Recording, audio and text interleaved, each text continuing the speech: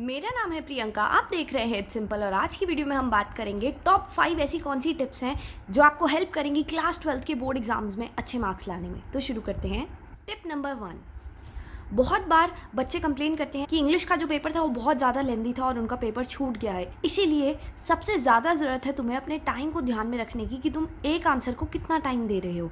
ये सिर्फ प्रैक्टिस से ही आ सकता है। या तो तुम प्रीवियस ईयर या सैम्पल पेपर प्रैक्टिस कर सकते हो। और कुछ बच्चों का ऐसा भी ओपिनियन होता है कि उन्हें लगता है कि प्रीवियस ईयर और सैम्पल पेपर को प्रैक्टिस करना टाइम वेस्ट है, क्योंकि इवेंचुअली हमें आंसर्स तो पता होते हैं। बस प्रॉब्लम यहाँ पे होती है कि हम उन आंसर्स को जल्दी जल्दी नहीं लिख पाते और इवेंचुअली हमारा पेपर पूरा हो ही नहीं पाता एग्जाम में। तो इसके लिए बेस्ट तरीका तो ये है, तुम या तो अपने एग्जामिनेशन हॉल में घड़ी पहन के जा सकते हो, या फिर तुम ये भी कर सकते हो कि तुम टीचर्स से टाइम पूछो। पर कभी भी अपने आसपास वालों से टाइम मत पूछना है, क्योंकि टीचर्स फिर उससे सस्पिशियस हो जाते हैं और फिर वो तुम्हारे आसपास ही मंडराते रहेंगे। और फिर एक तरीके से ना, चाहे अगर तुम चीटिंग नहीं भी कर रहे ना और कोई तुम्हारे सर पे खड़ा हुआ है और घूमता जा रहा है, तो तुम्हें बहुत ज़्यादा इरिटेटिंग सा फील होता है और फिर ऐसा लगता है यार क्यों हमारे सर पे खड़े होकर घूम ही जा रहे हैं। मतलब हम कॉन्सेंट्रेट नहीं कर पाते अपने पेपर में। तो बेस्ट तरीका तो यही है। आई वुड रिकमेंड कि एक तुम घड़ी पहन के जाओ जब तुम एग्जाम देने जा रहे हो, या फिर तुम डायरेक्टली एग्जामिनर से ही पूछ लो कि टाइम क्या हो रहा है। वो तुम्हें मना नहीं करेंगे बताने से।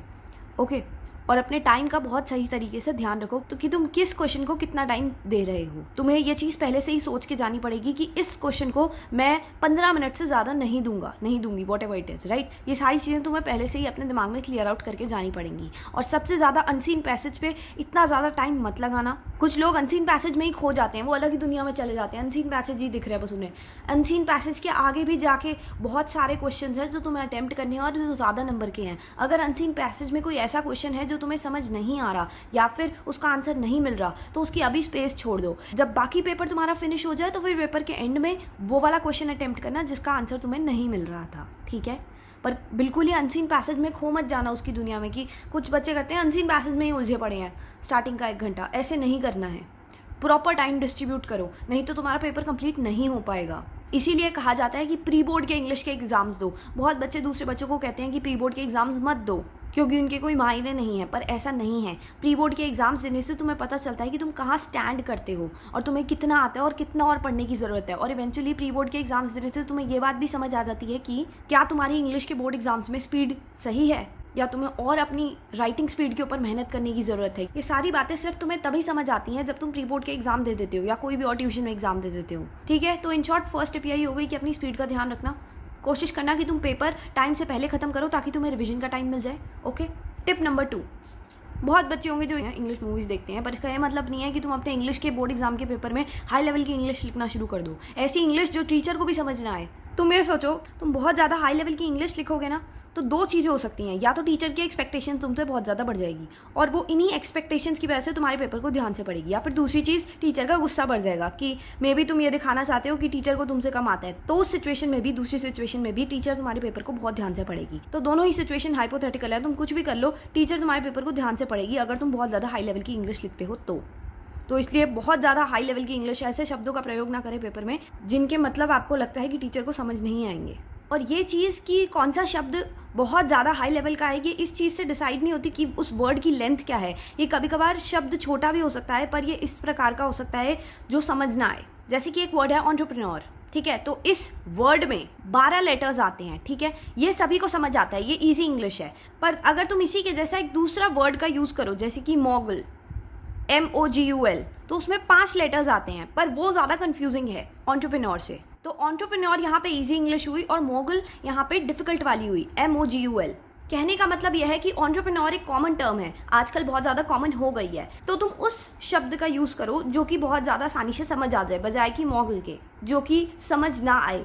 जबकि मोगल भी एंटरप्रेन्योर का एक टाइप ऑफ वर्जन ही है, बट फिर भी मुझे लगता है कि तुम्हें समझ आ रहा है कि मैं यहाँ पे क्या कह रही हूँ, ठीक है। मतलब शब्दों को ईजी फॉर्म में लिखने की कोशिश करो।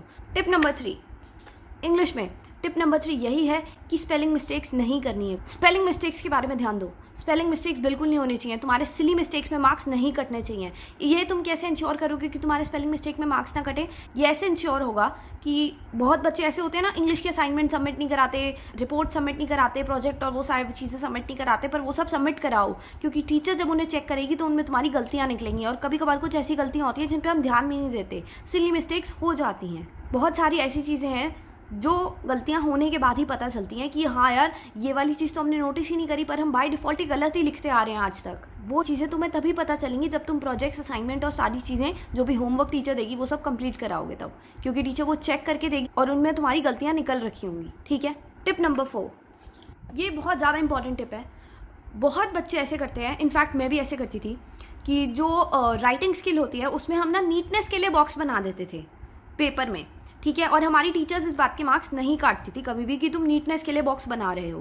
पर कुछ टीचर्स ऐसी होती हैं जो कि नीटनेस के लिए जो तुमने बॉक्स बनाया है उसके लिए मार्क्स काटेंगी, क्योंकि उन्हें लगता है कि ये तुमने नीटनेस के लिए नहीं बनाया है बल्कि ये तुमने गलती से मतलब गलत फॉर्मेट में बना दिया है।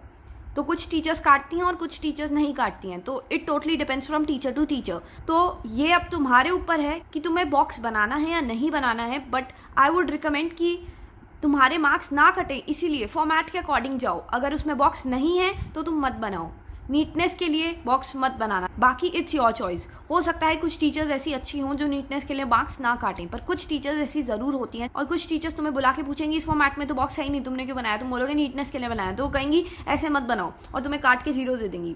That totally depends from teacher to teacher. तो तुम to be on a safer side box मत बनाओ। अगर उस फॉर्मेट में बॉक्स नहीं लगता है तो सिर्फ उसी फॉर्मेट में बनाओ बॉक्स जिसमें बनाना ज़रूरी है। ठीक है। नंबर 5, नॉवल के बारे में बात करेंगे। बहुत बच्चे कहते हैं मूवी देख लो नॉवल की।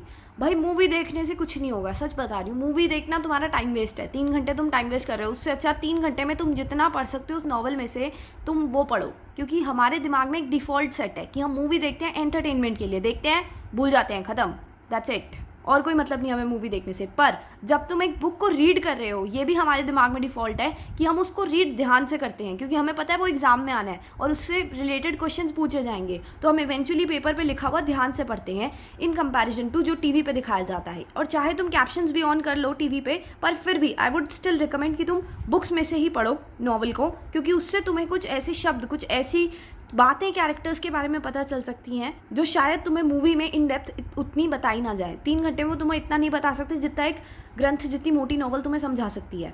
डेफिनेटली तुम्हें नॉवल की समरी तो पता ही होनी चाहिए, साथ ही साथ कैरेक्टर स्केच पढ़ो अच्छे से। जब तुम कैरेक्टर स्केचेस को पढ़ते हो ना तो तुम्हें समझ आता है ये कैरेक्टर सोचता कैसे है, और वो बात जानना बहुत ज़्यादा इंटरेस्टिंग हो जाता है कि वो कैरेक्टर की सोच कैसे है, कि वो कैरेक्टर की डेप्थ क्या है, मतलब मेन पॉइंट्स क्या हैं उस कैरेक्टर के बारे में। और इवेंचुअली उन चीज़ों को मार्क कर लेना, जैसे कि सो एंड सो कैरेक्टर, उसके सो एंड सो कैरेक्टरिस्टिक्स हैं। तो मतलब एक कैरेक्टर के 5 कैरेक्टरिस्टिक्स तुम्हें याद होने चाहिए कि वो एंग्री रहता है ऑलवेज, या फिर वो बहुत ज़्यादा स्वीट है, या फिर वो कैसा है, उसकी पर्सनैलिटी के ट्रेट्स वो भी तुम्हें पता होने चाहिए ताकि तुम वो भी अपने आंसर्स में इंक्लूड कर पाओ। ठीक है।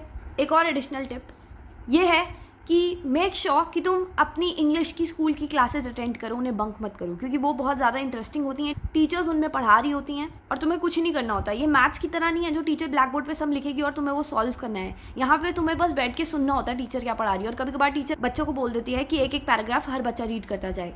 तो वो चीज़ जब हम स्टोरी सुन रहे होते हैं ना वर्बली, वो बहुत ज़्यादा इंटरेस्टिंग चीज़ बन जाती है। तो कभी भी अपनी इंग्लिश की क्लासेस मिस मत करना। ठीक है। पर ऐसे भी कुछ बच्चे होंगे जिन्होंने इंग्लिश की क्लासेस मिस कर दी होंगी और अब उनके बोर्ड एग्जाम्स आने वाले हैं, तो वो क्या कर सकते हैं? नहीं, मैं यहाँ पे बिल्कुल भी ये बात रिकमेंड नहीं करूँगी कि तुम मूवीज़ देखो कैप्शंस ऑन करके, बिल्कुल नहीं। मूवीज़ देखने से, क्योंकि जैसे कि मैंने बताया डिफ़ॉल्ट सेट होता है और तुम उसे सिर्फ एंटरटेनमेंट पर्पसेस के लिए देखते हो, तुम उसे कुछ सीखने के लिए नहीं देखते मूवीज़ को। तो बेटर यही रहेगा तुम बुक्स में से पढ़ाई करो, जो भी तुम्हारी गाइड बुक है, नॉवल है, एनसीईआरटी है, उसी में से पढ़ो, तभी जाके तुम्हारे कॉन्सेप्ट स्ट्रांग होंगे और तुम्हें चीज़ें अच्छे से समझ आएंगी। ठीक है। तो ये वीडियो यहीं पे समाप्त होती है।